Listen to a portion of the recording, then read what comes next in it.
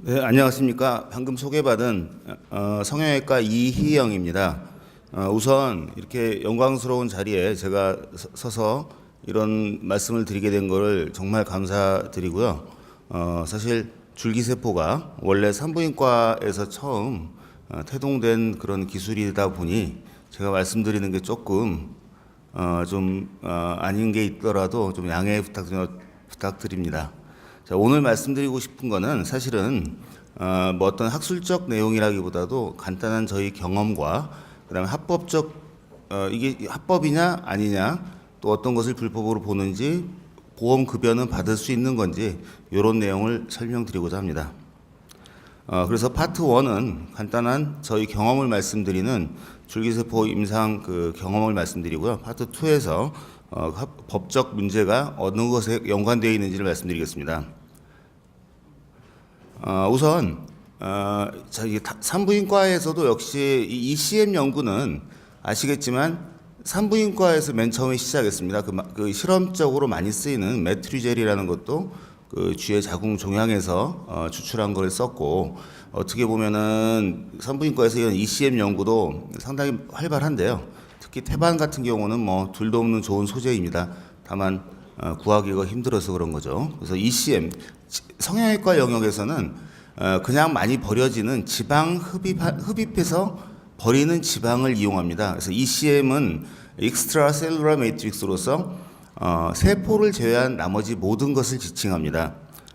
이게 왜 꼭 나와야 하냐면 결국 줄기세포를 치료하다 보면 유효성을 갖기 위해서 반드시 일정 숫자 이상의 세포가 필요한데 그 과정은 배양을 통해서만 얻을 수 있습니다. 이 배양 때 외래 물질을 쓰지 않고 ECM을 쓰게 되면 약 45종의 그로스 팩터가 풍부하게 들어있고 콜라겐 그 자체가 세포가 자라 들어가는 하나의 길이 됩니다. 철길처럼. 그래서 그걸 같이 말씀드릴 수밖에 없고 아침 조동우 교수 강의에서도 ECM의 중요성은 이미 한번 소개된 바가 있어서 참 다행이라고 생각합니다.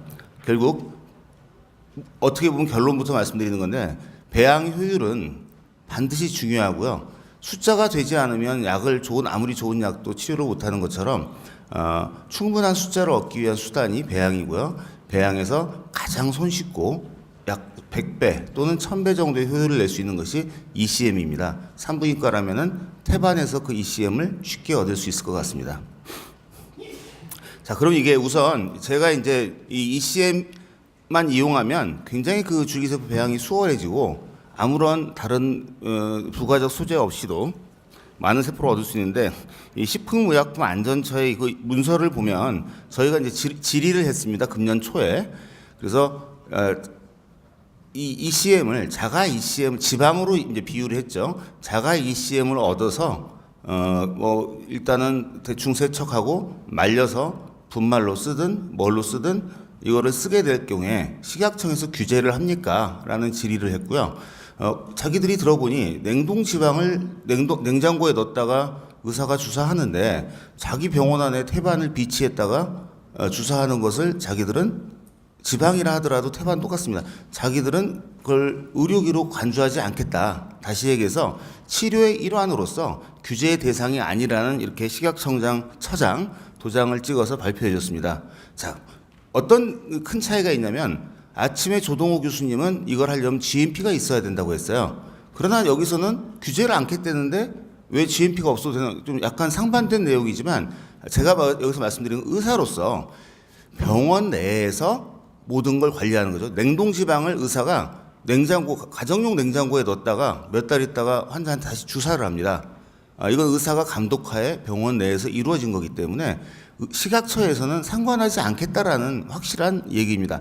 이걸 이제 다른 방면 쪽에서 들으면 GMP가 있어야 돼. 당연하죠. 왜냐하면 병원을 일단 떠났으니까 그 바깥에서 하는 거에는 의료인들이 감독할 수도 없고 어떤 직업군이 와서 건들지도 모르는데 거기에 뭐가 들어갈 줄 알겠어요. 당연히 규제를 해야 되겠죠. 그러나 의사 감독하에 수행하는 건 이렇게 식약처장이 이건 의료기로 여기지 않겠다. 뭐 비슷한 말이죠. 의약품도 아니라는 뜻입니다. 쓸 수 있다는 얘기인데 줄기세포 앞서 나중에 말씀드릴 줄기세포도 똑같은 원리에 의해서 합법성 여부가 결정이 됩니다.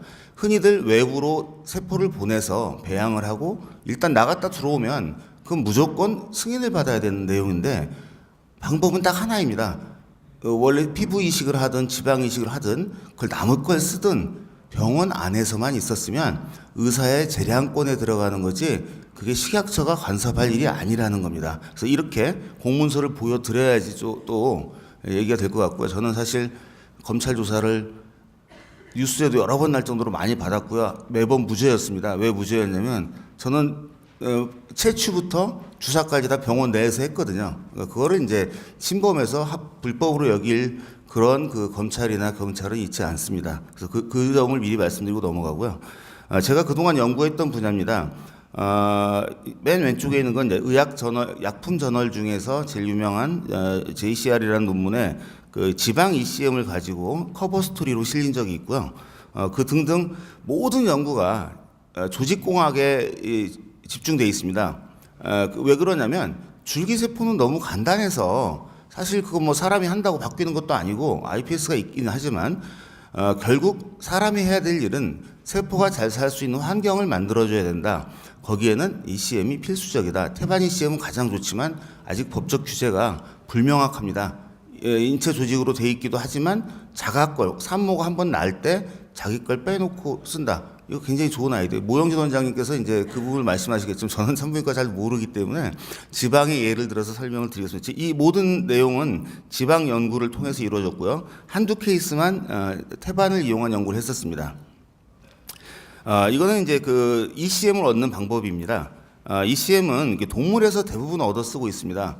사람 걸 구하기가 하늘의 별 따기죠. 태반은 전부 태반 추출물 빼느라고 다 녹여져서 없어지고요.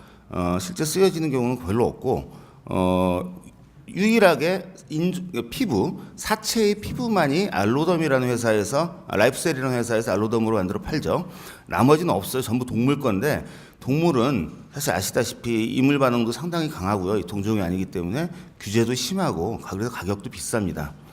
그리고 또 한 가지, 면역 원성이죠. 항원성을 없애기 위해서 모든 좋은 물질을 SDS라는 어떤 강한 디터전트를 가지고 싹 씻어내기 때문에 좋은 성분이 남아있지를 않습니다. 거의 콜라겐밖에 안 남아있거든요. 그런 점이 이제 우리가 자가지방 ECM을 쓰는 것과의 큰 차이라고 볼 수 있습니다. 일단 규제를 안 받으면요, 가격은 폐기물을 갑자기 쓰는 거기 때문에 기존 이런 유사 상품의 약 100분의 1까지 떨어지게 됩니다. 자, 그래서 ECM을 설명한 그림이고요. ECM 티슈는 이런 것들이 쭉 있지만 사실 뭐 그냥 내추럴 폼을 가지고 있는 알로덤밖에 없습니다. 저희가 이제 지방을 이렇게 갈아가지고요, 지방을 갑니다. 지방을 가르면 뭐가 나오냐? 지방은 말만 그대로 보면은 기름이란 뜻인데 기름을 갈아서 뭐 하냐?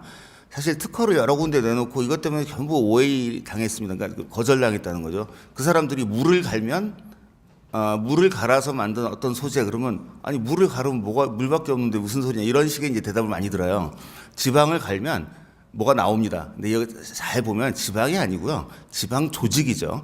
지방 조직이라는 건 삼겹살 먹다 보시면 거기에 아무리 기름을 빼도 남는 찌꺼기가 있습니다. 그게 전체 무게의 약 5에서 10% 정도를 차지하는데 지방은 하루에 몇십만 톤이 버려지고 있기 때문에 어쨌든 그 중에 10%를 건질 수만 있다면 어마어마하게 많은 양을 얻을 수가 있습니다. 그래서 이런 가는 과정을 통해서 커다란 지방세포를 분쇄하게 되고요. 원심 분리를 한번 하게 되면 기름이 싹 빠집니다. 뭐 사실 기름은 있어도 큰 문제는 안 일으키기 때문에 그냥 그대로 쓰는 거죠. 그로스 팩터가 거의 99.99% 살아있기 때문에 좋은 소재입니다. 그래서 그 소재를 또 그냥 안 쓰고 여러 가지로 만들 수가 있습니다. 이건 그냥 가내수공업이에요. 집에서 그냥 종이 만들듯이 깔아놓고 말리면 동결건조하면 이렇게 나오거든요. 동결건조기도 그다지 비싸지도 않고요. 여러 가지 필러같이 만들 수도 있고요. 그렇습니다. 그 거기 관련 티슈 엔지니어링이라는 굉장히 중요한 논문입니다. 이건 이 아이템은 내기만 하면 계속 그냥 문자 막 틀려 있어도 다 서브밋 하자마자 그냥 억셉트가 돼요. 그래서 좀 재미있는 소재이긴 한데 사실 이보다는 태반 연구에서 이게 약간 좀 유사한 연구를 제가 한 거거든요. 다만 태반은 기름이 없고 더 좋은 물질로 꽉 농축이 되어 있습니다. 태반 어떻게 쓸지 법적인 문제는 모르겠고 지방만 어쨌든 저는 이쪽 주로 사용해 왔습니다. 태반 한 세네 번 썼고요. 지금 여기서 보여드리는 그림들은 지방 갖고 만든 거지만 태반도 유사하게 나옵니다. 가공을 거치고 나면. 그래서 이제 제가 이제 코러스판딩 오서로 계속 활동을 해서 이런 논문들 많이 냈는데 파우더 타입은 식염수를 섞으면 필러 같이 밀가루 반죽 같이 돼서 필러 대체 소재로 쓰여질 수 있고요. 유사한 폼은 사이메트라라는 라이프셀 제품이 있습니다. 그건 더미스겠죠. 또 이렇게 3차원 세포 배양을 위해서 쓸 경우에는 굉장히 고가의 소재 역할을 하게 됩니다. 또 이것도 역시 다른 성분 없이 우리가 잘만 배치를 하면 지방을 다시 만들기도 하고 연골을 만들기도 하고 뭐 뼈를 만들기도 하고 그런 다양한 기능을 하게 됩니다. 실험적인 건 제가 넘어가겠습니다. 여기서 이제 여러 가지 분할을 시켜서 다 성공했다라는 그런 그림들이고요. 쥐에다 넣고 휴먼 팻으로 만든 소재를 집어넣었더니 거기에 조직이 꽉 차 있는데 나중에 보니 사람 건 없습니다. 왜냐하면 사람 걸 넣을 때는 세포를 다 죽여서 넣기 때문에 사람 게 있을 리가 없죠. 결국 나중에 보니까 쥐의 세포들이 그리로 자라들어서 마치 그게 그대로 살아있는 것처럼 보이더란 얘기죠. 그래서 이 쥐 마우스 쥐를 이제 찾고 사람 쥐는 나오지 않았습니다. 예, 여기는 이제 가상 그림인데 연골에다 붙여서 쓰기도 무릎에 직접 주사하기도 하고 그런 사례들을 연골이 이제 분화된 모습도 보이죠. 뭐 이런 것들은 이제 크로스 팩터가 이렇게 많이 있다라는 마이크로 어레이 테스트고요. 자, 그다음에 이제 자가 소재는 규제가 없다라는 겁니다. 규제가 없다라는 점도 중요하지만 사실 기능적인 면에서는 항원성을 죽이기 위한 조작, 다시 얘기해서 물질을 변성시키는 조작이 전혀 없기 때문에 그냥 거의 제가 해본 바로는 그냥 쓰면 지방을 10cc 넣는 거하고 ECM을 10cc 정도 추려서 넣는 거하고 봤을 때 ECM은 좀 더 잘하기도 할 정도로 굉장히 그 부피 보존율이 좋습니다. 이런 경우 성형외과에서는 이거를 이제 가는 바늘을 통해서 주사할 수 있게 갈려 있기 때문에 잔주름이나 코를 높일 때 쓰기도 합니다. 그리고 다른 사람 지방을 쓸 때는 사실은 항원성 없애는 과정이 또 순수하게 어떤 화학 물질만 없애는 것이 아니고 요즘 니쉬라고 하죠. 니쉬는 어떤 대들보 석가래 이런 구조물인데 어떤 화학 성분도 아니고 그냥 복합적인 어떤 물리적 기계적 특성이 모여서 된 하나의 공간인데요. 그 공간에 세포가 들어가면 거기에 맞는 세포를 만들어낸다는 거죠. 그 줄기세포 컨셉인데 그러니까 우리가 김을 키우거나 파래를 키울 때 어초라고 하는 걸 넣잖아요. 그물 같은 걸 촘촘하게 만들어서 넣으면 파래가 나오고 듬섬듬섬 만들어서 넣으면 미역이 나오죠. 근데 안에는 똑같은 씨앗들이 있습니다. 그리고 바닷물이라고 하는 똑같은 환경인데 단지 이렇게 어초 모양만 바뀌어도 사는 종류의 생물이 달라지는 것처럼 우리가 이 니쉬라는 것은 그 구조를 화학 성분이 아니더라도 이런 어떤 이미 타고난 운명이 있고 왜 세포들이 거기에 반응해서 그렇게 자라는지는 아직까지 잘 모릅니다. 그러나 이런 니쉬가 있는데 니쉬를 망가뜨리지 않고 사용할 수 있는 방법이 자가 ECM 사용의 이제 어떤 중요한 의미라고 할 수 있습니다. 산모 같으면 글쎄 오영주 원장님 아이디어인데 평생 한 번 애 낳았는데 그거 가지고 있다가 한 50년 후에 자기 줄기세포 키우면 어마어마하게 잘 클 텐데 남의 거 쓸 게 아니고 뭐 그런 얘기도 하시더라고요. 그래서 저는 한번 이제 저는 지방 갖고 이렇게 얘기하고 있습니다. 지방 흡입해서 버리지 말고 그냥 동결건조해서 가지고 있다가 나중에 위기에 처했을 때 세포가 100배 이상 잘 자라는데 그 역가가 100배가 나오는 건데 왜 이걸 버리느냐 이렇게 얘기하고서 저장도 하기도 합니다. 자, 그럼 이제 항노화는 그럼 이거 어디다 쓸 거냐? 제가 볼 때 제일 유용한 거는요. IV로 하는 항노화입니다.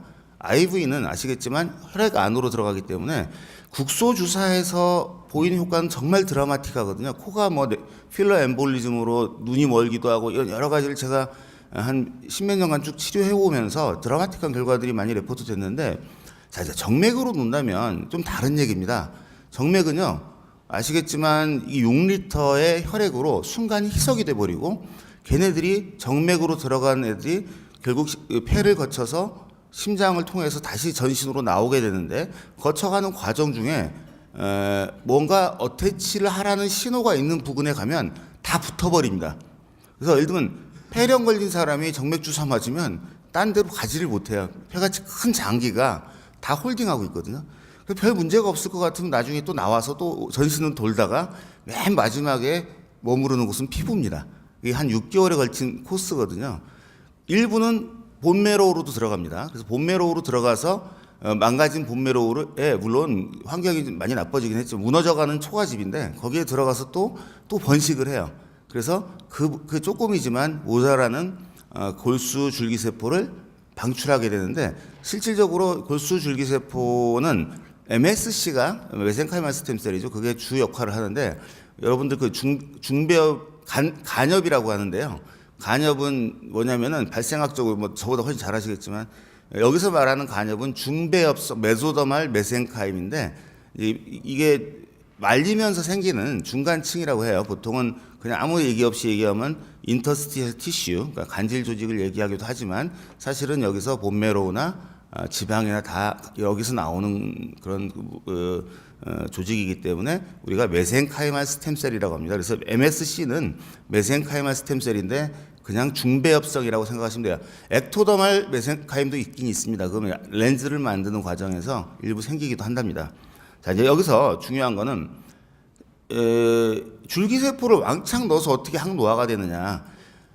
이제 이런 거죠. 이 텔로미어 티어리는 이제 확실한 티어리거든요. 가면 갈수록 그 12개 염기가 이렇게 더블 스트랜드로 쭉 있는데 걔네들이 똑같은 그러니까 6쌍이 계속 반복되고 있는데 점점 짧아져요. 그래서 제가 이제 세운 이론인데 상당한 근거는 있지만 아직은 하이퍼테시스 가설 단계입니다. 그러니까 이제 우리가 세포가 분열할 때 균등 분열을 잘 해줄 수 있으면 좋은데 그렇게 못하고 비균등 분열을 하게 되면은 한쪽 DNA 양이 모자라고요. 모자란데 여기저기 모자라면 그 텔로미어를 써서 복구를 하게 되는데 그 과정을 계속 지나치다 보면 이렇게 그래프처럼 8분의 1씩은 뭐 영락없이 죽어나가는 그런 이제 형태로 되게 돼서 결국 나중에 남는 것들은 텔로미어가 짧은 유전자만 남는데 텔로미어가 짧으면 이게 디캐핑이라고 캐핑 디캐핑에 관여하면서 증식이 잘 안 된다고 합니다. 그래서 증식이 잘 안 되면 무슨 얘기냐? 결국 나이를 먹으면 먹을수록 노화는 유일한 이유는요. 나이를 먹으면 먹을수록 줄기세포 숫자가 적어진다는 겁니다. 나이 안 먹는 생물도 있습니다. 25만 년 살아있는 생물도 발견했고 원시 생존에서는 그게 없는데 고등동물로 가면 갈수록 줄기세포가 점점 줄어들다가 나중에는 이제 어디가 다쳐도 줄기세포 증식을 못해요. 이제 그런 문제가 있는데 그래서 결국 이 텔로미어 소모 이론은 확실히 맞는 거고 이걸 극복하기 위한 유일한 방법은 물론 뭐 텔로미어를 길게 하면 되는데 그 와락 쉽지는 않죠. 그 iPS 리프로그래밍 프로세스를 거쳐야 되고 배아를 이용해야 될 때도 있는데 그거 말고 그냥 단순히 어쨌든 외부에서 왕창 키워서 숫자라도 떼워주자. 그러니까 성을 지키는데 뭐 젊은 군인은 아니어도 늙은 예비군이라도 좀 많이 있으면 숫자라도 많으면 어떻게든 좀 하지 않겠냐. 이런 이제 이론입니다. 그래서 결국 노화의 마지막 결론은 뭐 옥시저네이션, 뭐 옥시전 레디칼 티어리 별의별 걸 다 떠나서 결국 걔네들이 유전자 분열을 요상하게 만들어서 텔로미어 많이 짧아지고 결국 줄기세포가 적어지는 그런 현상을 이제 우리가 노화라고 합니다. 그래서 만약에 거꾸로 줄기세포를 유지해 준다면 자, 텔로미어를 안 짧아지게 한데도 불멸이 올 거고요. 이걸 계속 유지해 주면 역시 이제 거의 이제 그 우리가 수명이라는 컨셉이 없어지는 거죠. 근데 참 재밌게도 인비트로 컬처는요. 텔로미어가 거의 안 짧아집니다. 인비보가 문제지. 여기 뭐 나쁜 물질이 많다 보니까 인비보가 문제지. 인비트로가 안 짧아져요. 그래서 약 우리가 10의 24승계까지도 한 개가 분열할 수 있는 능력을 가지고 있습니다. 인비트로에서요. 그래서 이게 이제 띠어리인데요. 미국 심장재단에서 나온 건데 스템셀이 점점 좀 나이 먹으면요 쭉 떨어지면서 이제 병도 갑자기 증가하다가 그럼 스템셀이 적으니 재생 가능한 소마틱 셀도 쭉 줄어들고요. 이제 이건 이제 텔로머레이즈죠. 이게 이제 점점 줄어들고 그 다음에 이제 또 이거는 이제 항암 P53하고 RB는 항암 유전자인데요. 이것도 줄어듭니다. 결국 이 스템셀이 줄어든 걸 시작으로 쭉 내려오다가 어느 순간 이제는 밸런스를 도저히 못 이기니까 크라이시스에 이르게 되는데 이래서 이제 죽는 거죠. 뭐 여기저기 다 고장 나니까. 그래서 이론상 이 스템셀만 계속 부스터 인젝션을 해서 숫자를 유지해 준다면 나머지도 단일 이유를 결국 해결한 거거든요. 그래서 이런 이제 이론에 이제 근거하고 있습니다. 이제 종류는 굉장히 많은 그 종류를 쓸 수가 있고요. 팻이 제일 좋습니다. 일단은 왜냐하면 이제 채취하기 쉽고 아무 때나 구할 수 있기 때문에 그런 거고, 더모팻도 있고 뭐 다른 조직 잘라낸 거 다 쓸 수 있고요. 뭐 물론 당연히 태반도 쓸 수 있겠죠. 근데 이거는 이제 환자가 너무 말랐거나 그러면 이제 스킨 익시전도 하기도 합니다. 스킨 익시전에서 뽑을 수도 있고요. 다 방법은 비슷합니다. 콜라겐에이지를 써서 처리하고요. 그 다음에 이제 저는 참고로 병원서 이걸 모든 걸 다 합니다. 배양까지도. 그러니까 채취부터 그러니까 OP 필드죠. 필드에서 채취해서 배양하고 다시 놔줄 때까지 뭐 규제를 받을 이유는 없습니다. 그 안에서 다 하기 때문에. 근데 예전에 같으면 자라지도 않는 줄기세포를 어떻게 배양하냐 이제 이런 문제가 있었는데 뭐 그렇게 어렵지 않더라고요. 그래서 제가 맨날 하는 게 열대어 기르기보다는 쉽다 이렇게 설명을 해요. 운전보다는 확실히 쉽습니다. 배우는 게. 물론 그렇다고 바로 하는 건 아니고요. 한 1, 2개월은 좀 열심히 하셔야 돼요. 자, 그다음에 이제 근데 여기서 중요한 거는 결국 우리가 이제 도덕적 면피를 하려고 해도 의료용 원칙에 접근해야 되고 산부인과 선생님들이야 너무너무나 완벽하게 잘 하시거든요. 제가 산부인과에서 태반을 받아서 버자널 딜리버리 하는데도 이제 갈아가지고 한번 뽑아봤더니 균이 하나도 없어요. 좀 제가 부탁을 했거든요. 그 컨템 안 되게 좀 해주세요. 그랬더니 몇 번 해봤는데 문제는 없어요. 그래서 이제 그런 무균 원칙만 지켜주면은 나중에 뭐 큰 문제가 없고요. 그다음에 이거는 뭐 사실 선생님들께 할 얘기는 아닌 것 같고, 그다음에 이제 가끔 전통적 프로토콜에 파이펫을 쓰는데요. 이 파이펫이 잘 들여다보시면 이 파이펫 팁을 매번 소독하는 게 아닙니다. 박스채 두고 있다가 그냥 클린 벤치에서 열어서 파이펫을 끼워서 뽑아서 쓰는데 좀 졸거나 뭐 술 먹은 다음 날이나 그러면 헛손질을 해요. 그래서 컨템 되게 다 건들기도 하고 이게 뭐 굉장히 그래서 이제 문제가 있는 건데 매번 소독해야 되는데, 그래서 저는 이제 그래서 파이펫을 쓰지 맙시다 이 얘기입니다. 만약 쓰게 되더라도 연구원들은 꼭 쓰려고 하니까 쓰는 건 좋지만 일회용 용기로 꼭 파이펫 팁을 해야지. 이거 뭐 질병 전파 관리 문제에서는 이게 쥐약입니다, 사실은. 그다음 DC 플라스크도 마찬가지로 얘네들은 항상 뚜껑을 열게 돼 있습니다. 그래서 GMP 규정에 보면 클래스 만 이하에서 해라. 그다음에 크리티컬한 거는 클래스 1000에서 해라. 그럼 클린 벤치 안에서만 해야 되는데 뚜껑을 열기 때문에 생기는 거거든요. 클래스라는 거는 일정 시간을 놔뒀을 때 평방풋 1평방풋에서 떨어지는 낙진의 개수인데, 그러니까 이제 그 낙진이 생기는 건 막을 수가 없거든, 인간이 있는 한은. 그래서 요 DC 플라스크를 안 쓰고 뭐 이거 방법이 나왔지만 좀 가능하면은 뚜껑을 막아놓고 쓸 수 있는 배양 용기를 쓰면 그런 위험이 좀 줄어든다 이런 말씀을 드린 거고요. 클린 벤치도 믿을 게 못 됩니다. 이거 안 갈고 놔두면요 이렇게 더러워져요. 에어컨 필터한 거하고 똑같거든요. 그래서 오히려 이게 더 위험할 소지가 있기 때문에 우리가 잘하는 메디칼 프로토콜이 있습니다. 수액 세트 같은 데다가 거기다 배양액을 넣어놓고 세포를 키우고 거기서 긁어내면 돼요. 긁어내서 또 바늘로 빼서 쓰면 우리가 약 쓰는 거하고 똑같거든요. 그래서 그런 이런 룰을 복잡하게 외울 게 아니라 저희가 이제 소개하는 방법을 쓰시면 좋을 것 같다, 이제 그런 거고요. 그 다음에 이제 연구원들을 시켜보면 저희 연구원 8명, 10명 항상 이렇게 있는데 의무 기록이란 걸 몰라요, 도대체가. 환자 이게 누구 세포지? 그러면 그걸 제가 어떻게 알아요? 이렇게 나와가지고 맨날 혼나는데요. 반드시 실험 원래 전형적인 노트가 있지만 거기에는 환자 히스토리가 들어가도록 이름도 쓰고 이건 의무 기록으로서 관리해야 된다, 이제 그 말씀을 드리는 거고요. 사전 검사는 당연히 해야 되고요. HLE 타이핑 해두면 좋은데 돈이 너무 많이 들어요.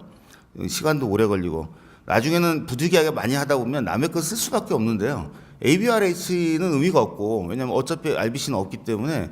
그러면 HLE 타이핑은 뭐 대충만 맞춰도 홀블러드 트랜스퓨전을 생각해 보면 그거 안 맞췄다고 큰일 나지는 않지만 맞추는 게 그래서 좋다는 얘기입니다. 그래서 여러 번 쓰면은, 그래서 이런 것들을 만약에 환자가 동의하면 미리 해놓으면 좋다라는 얘기고요. 지금 이런 식으로 의무 기록 방식을 준수해서 반드시 환자 이름 아이덴티피케이션 할 수 있도록 해놓고, 그 다음에 개대 날짜가 있으면 언제 어느 구역에 보관했고 어떤 조작을 했으며 관찰 소견, 유관적 관찰 현미경 소견을 얘기하는 거고요. 여기 또 세포가 몇 개 나왔나, 그 다음에 어떻게 처리했는지를 하고 처리자 이름 반드시 써야 됩니다. 이 처리자 이름 안 쓰면요 그냥 나중에 엉망이 돼요. 그 다음에 누구든 알 수 있도록 기록하는 게 중요하고요. 시딩 양은 이거는 조금 기술적인 문제라 넘어가겠습니다. 저장도 할 수 있습니다. 저장을 배양도 하고 저장도 하는데 저희는 이제 내추럴리티즘이라는 신조어를 만들라고 해놨어요. 왜냐하면 미국 FDA에서 자꾸 시비를 걸어. 너네들 과도한 조작, 그러니까 substantial manipulation. 유럽에서는 이렇게 쓰고 미국에서는 minimal manipulation이 아니면 너네들 좀 문제가 있는 거다라고 하기 때문에 저희는 그럼 내추럴리티즘이다. 그러니까 크로스 팩터 안 쓰고 ECM을 쓰고 그냥 FBS 안 쓰고 휴먼 실험을 쓰자. 그 정도로 하면 되지 않겠느냐. 이제 이런 컨셉으로 저희가 이제 배양을 하고 있습니다. 자, 그럼 참고로 계대와 세대 차이는 이런 겁니다. 세대는 시골 마을에서 할아버지 할머니가 애를 낳아서 자손 대대로 그 지역에 살면 그건 여러 세대가 지나겠죠. 그걸 세대라고 그러고 계대는 마이그레이션이라는 의미가 들어가 있습니다. 그래서 마이그레이션을 하면 많이 변해요. 그래서 용기를 옮기지 않는 배양이 많이 필요합니다. 다시 얘기해서 환경을 바꾸는 것 중에서 제일 많은 그 변화를 초래하는 것이 트립신으로 긁어냈다가 딴 용기에 다시 붙이는 거. 요거를 이제 계대라고 하는데 계대를 여러 번 거치면 세포가 좀 품질이 번하게 된다. 그래서 이제 그 계대 세대 차이를 잠깐 말씀드렸고요. 그래서 제가 말씀드리려고 하는 거는 계대도 좀 안 할 수 있으면 안 해야 되고 트립신도 가능하면 안 쓸 수 있으면 안 써야 되고요. FBS도 줄일 수 있으면 최대한 줄여야 된다. 그럼으로써 우리 의사 스스로가 우리는 윤리적으로 환자를 위해서 최선을 다했다라고 이제 주장할 수 있는 근거가 되거든요. 왜냐하면 지금 법이 없는 시기입니다. 앞으로 한 20년 있으면 다들 국가가 법이 생길 거고요.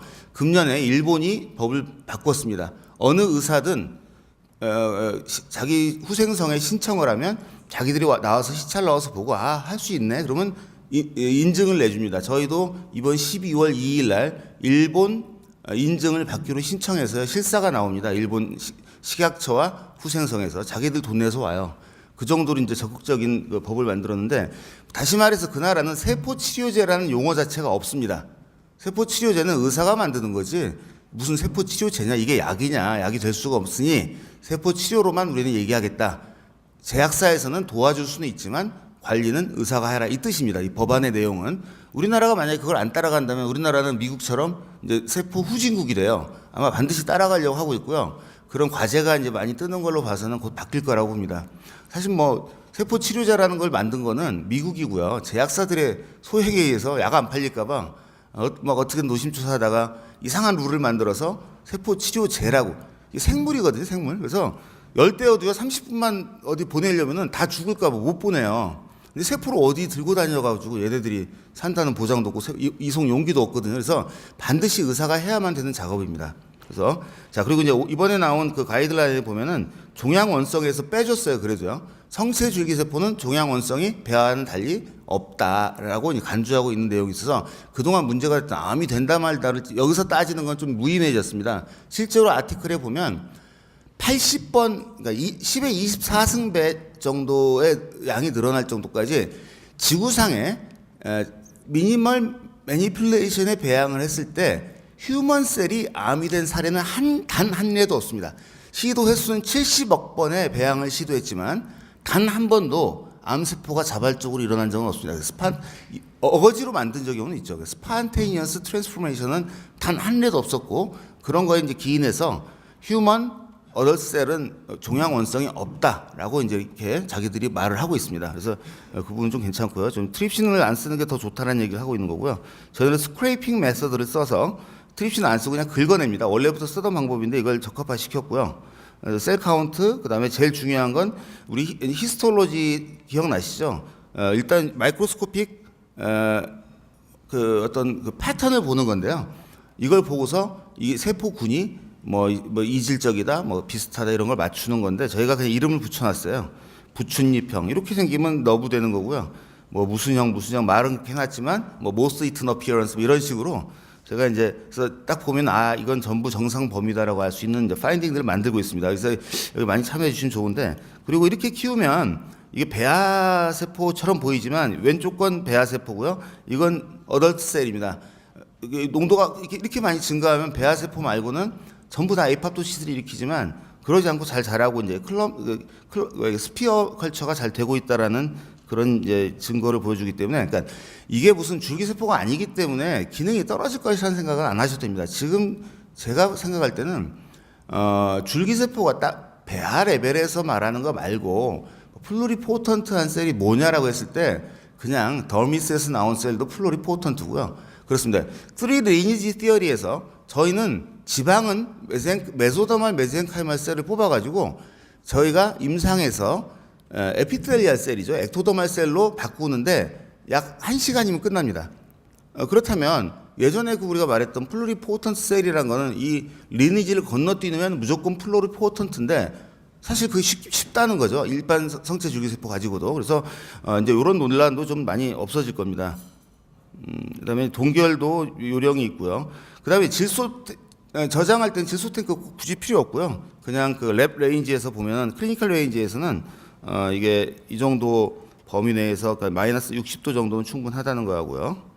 그다음에 증식이 가능해졌고 저희가 이제 그래서 제가 이제 제안하는 거는 이렇게 이 일본 패턴인데 의사들이 직접 배양을 해서 환자 치료를 하고 그러면 그 제약사들 그럼 굶어 죽는 게 아니고 이런 거 기술이 모자란 부분을 좀 도와주는 걸로 충분히 수익을 쉐어할 수 있다. 줄기세포 치료 비용이 100분의 1로 떨어지면요 환자 수요는 1000배가 늘어날 거라는 건 당연한 얘기고요. 이때 우리가 약의 수요는 물론 조금 떨어지겠지만 제약사가 그 기술을 근거로 이렇게 복지부가 의사를 감독하고 의사는 나머지를 모두 주관하는 패턴을 제안했습니다. 그래서 대구에서 아마 이걸 채택해 줄 것 같은 생각도 드는데 그렇고 저는 이제 간단히 말씀드리면 16년 제가 첫 번째 환자였습니다. IV 맞은 거에 배양해서 그래서 16년 동안 650명을 2161사례를 했고요. 1인당 3.3회를 주사했고요. 암은 한 명 더 썼습니다. 이상하게도 암 자연 발생률에도 못 미칩니다. 왜 그런지 모르겠습니다. 그냥 죽어서 연락을 안 하신 건지 문제 있으면 반드시 찾아왔을 텐데. 자, 이렇게 아토피 뭐부터 시작해서 루게릭, 알츠하이머, 파킨슨 다양한 환자를 치료하거든요. 저도 뭐 성형외과라 처음에 할 때는 되게 두근거리더라고요. 왜냐하면 야 이거 잘 모르는데 나보고 하라면 어떡하냐. 정맥은 무조건 놔달래니까 놔주는데 어쨌든 그러다 보니 이렇게 케이스가 쌓였고요. 부작용이라고 해봐야 심각한 부작용 하나 있긴 합니다. 연구원이 헷갈려가지고 FS 와싱을 제대로 안 했거나 트리신 와싱을 안 하면은 갑자기 애나필락틱 샥 같은 게 일어나가지고 응급실 간 분이 2분이나 계세요. 3분. 그 굉장히 위험합니다. 그것만 조심하시면 괜찮고요. 암은 0%. 이것만 해도 굉장히 중요한 결과라고 생각하고요.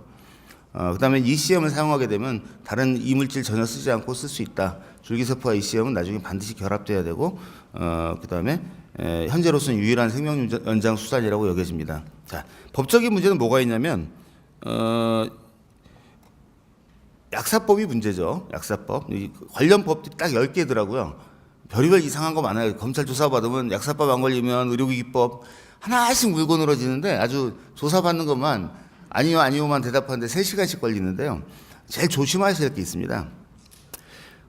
자, 여기서 첫 번째, 약사법 위반은 자기가 스스로 인정하면 안 됩니다. 약사법 위반일 수가 없어요. 왜냐하면 약사법에서 말하는 위반 조항은 31조에 해당하는데 이제 자, 먼저 2조 사항의 정의가 나옵니다. 항상 2조에는 정의가 나오고요. 의약품은 물품이어야 돼요. 살아있는 제품을 물품으로 볼 수 없다는 의견이 이제 바로 일본 법을 만들게 된 배경이고요. 그 다음에 31조에 잘 보면 의약품 제조를 업으로 하려는 자는 하고서 주어가 있습니다. 그래서 의사는 의약품 제조를 업으로 하는 거냐. 처음에는요. 야, 너네들 보톡스 놔주고 돈 받았으니까 보톡스 판매야 라고 말했었어요. 근데 법을 몰라서 그랬던 거고요. 우리는 의약품 판매 허가를 따로 받지 않죠. 보톡스를 사와서 의약품을 놔주고 돈을 받았다고 해서 그것이 의약품 판매나 이런 걸로 가지 않습니다. 똑같이 우리가 세포를 놔주고 돈을 받았다고 그래서 이거를 의약품 제조를 업으로 하려는 자다 우리가 이런 직업이라고 말하지는 않죠. 그래서 약사법에 일단 해당 안 됩니다. 그런데 어디가 문제냐면 이것도 또 다른 것도 있죠. 미승인 임상시험. 이건 뭐냐면요. 의료법이에요. 의료법과 약사법 다 나오는데 이것은 미승인 임상시험이라 하더라도 불법은 아닙니다. 여기 대법원 판례죠. 한라병원과 히스토스템. 히스토스템은 업자니까 처벌을 받았고요. 한라재단은 처벌 안 받았습니다. 여기 잘 보면 재밌어요. 대법원에 나오는데 단지 미승인 임상시험 행위 자체를 불법으로 간주할 수는 없지만 불법이 아니란 뜻이에요. 충분한 설명 없이 했다는 설명 의무 위반이어서 배상금 조금 냈습니다. 환자한테. 형사처벌 안 됐고요. 동의서를 그래서 잘 작성해야 돼요. 동의서만 작성해놓으면 이런 일이 없었을 텐데 동의서 작성 안 했던 거죠. 근데 제일 골치 아픈 게 의료기기법입니다. 의료기기법은요, 약사법과 달리 의약품 제조를 업으로 하려는 자라고 안 해놓고요. 거기서 자기들이 손해본 걸 알기 때문에 약사들이 만든 법이거든요. 의료기기법도. 그러다 보니 누구든지라고 해놨어요. 누구든지. 주어를. 누구든지라고 해놓으니까 이제 의사도 딱 걸리는 거예요. 저는 이걸로 유언소송까지 했습니다. 200만 원 벌금 맞았는데 너무 억울하잖아요. 저희가 조그만 바늘 같은 걸 만들었는데 그런 의료기기가 없어서 그걸로 미스코라는 시술을 하고 나중에 좋은 것 같아서 의료기기 등록을 했더니 너 의료기기법 위반이야? 소급해가지고 처벌받아서 너무 억울해서 유언소송을 했는데 졌습니다. 유언소송까지 가놓고 뭐 재판만 몇 년 걸렸고. 근데 어쨌든 이거 골치 아파요. 그래서 요거 조심하셔야 되고요. 그다음 신의료기술 평가가 문제인데 또 보험 청구를 하려면 문제가 돼요. 그러나 내추럴한 비급여는 전혀 해당 안 되고요.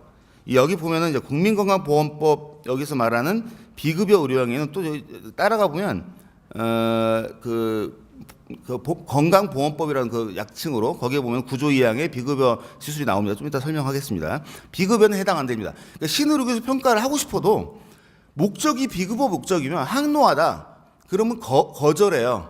배제를 시켜버렸어요. 그래서 받고 싶어도 못 받는 걸 뭘 누가 불법이라고 하겠습니까? 불법도 아니고요. 배상금 내는 거죠, 나중에. 환자한테 환수 조치 당하는 거죠. 그다음 비급여 의료행위는 여기 쭉 나오고 기준이 나오고 있고요.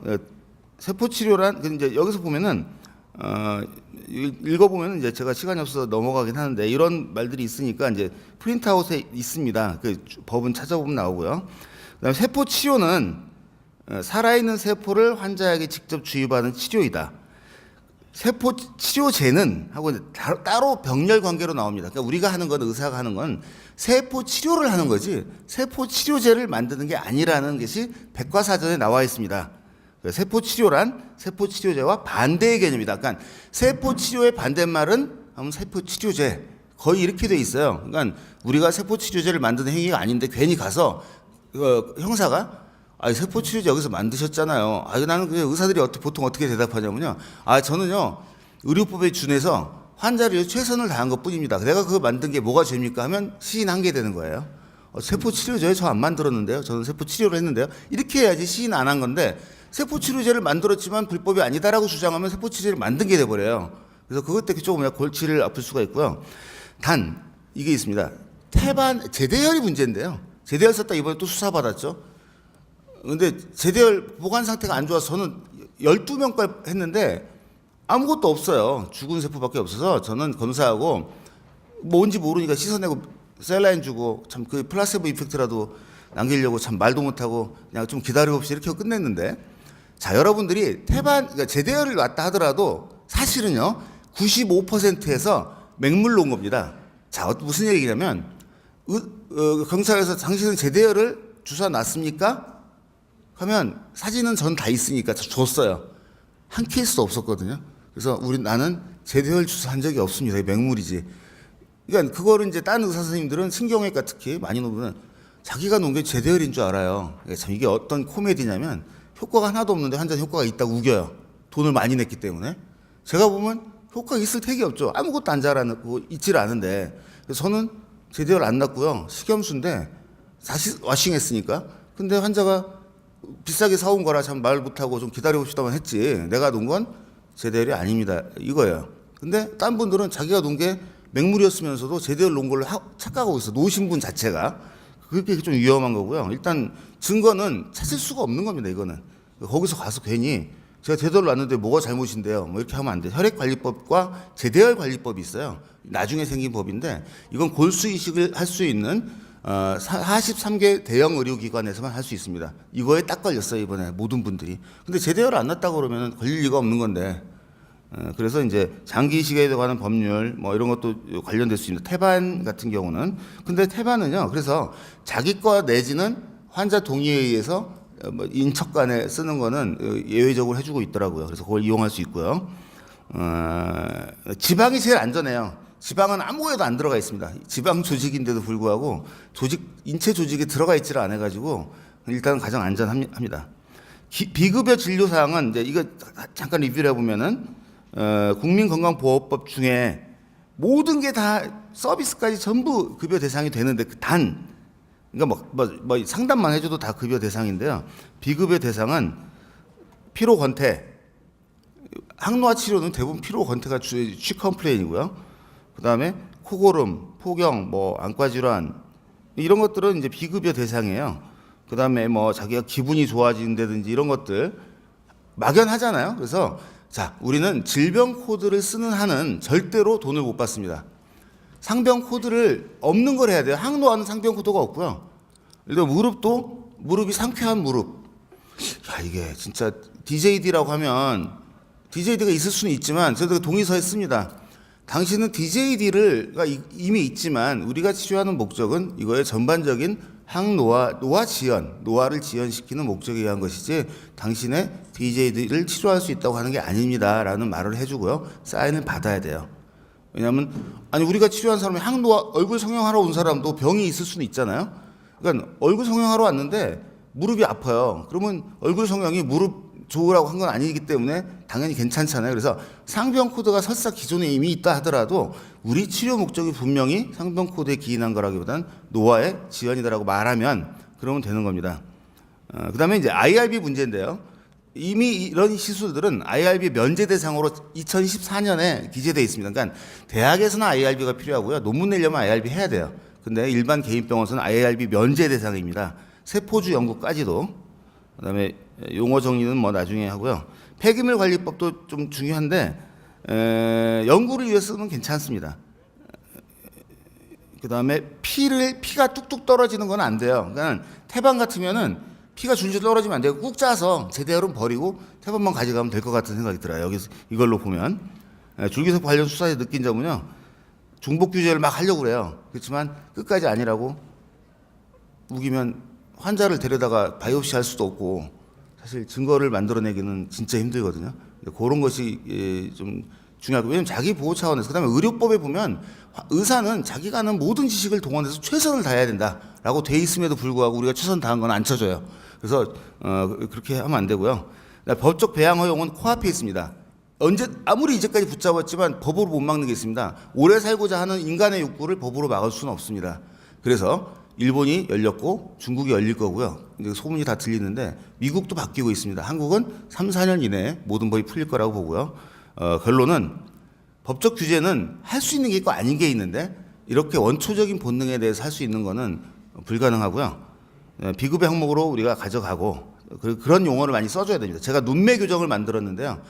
눈매 교정이 쌍꺼풀보다 어려운 건데 눈매 교정이라고 하면 비급여 항목에 지금은 들어갔는데 그때는 뭐 안검하수라고 했다가는 큰일 나는 시대였거든요. 그래서 눈매 교정이라는 이름을 썼던 것처럼 산부인과 영역에서도 뭔가 치료를 하시려면은 새로운 용어를 만들어서 항노화 느낌이 약간 비스무리하게 들어가면은 중국도 못 막습니다. 그래서 그거를 할 수 있고 그다음에 일본은 IPS도 허용하는데 IPS는 위험하긴 하지만 우리가 이제 이 주변 국가들을 봤을 때 한국도 손 놓고 있을 수는 없고 특히 줄기세포 연구의 어떤 원조격인 산부인과에서 좀 열심히 참여해 주신다면 좋은 결과가 있을 거라고 생각합니다. 감사합니다.